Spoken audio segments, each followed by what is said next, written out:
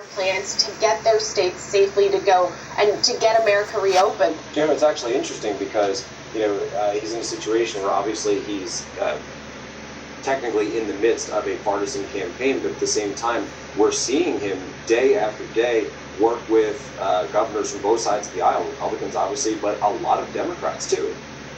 That's true. When you look at it, this is the president's focal point every day of his life and his work is America first.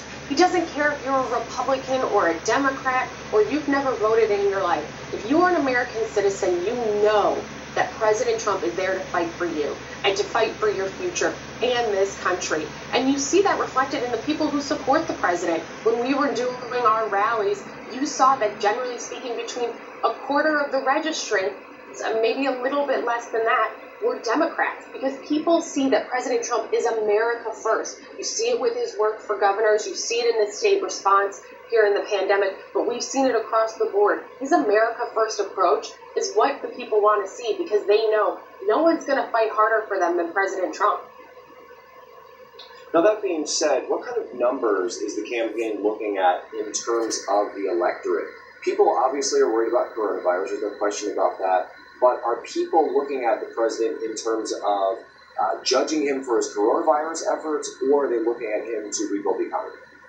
Well, it's going to be a number of things. And voting is a really personal decision. And when people go to their polling locations, they're going to think to themselves, do I have the leader who's going to bring this country back? Because we are going through the pandemic, and President Trump is making sure this country is safe. But the only person who can get the country back to where it was, who can rebuild this economy, is President Trump. Let's remember, Joe Biden was part of the economic recovery after the 2008 financial collapse, and they oversaw, the Obama-Biden administration oversaw the slowest economic recovery since World War II.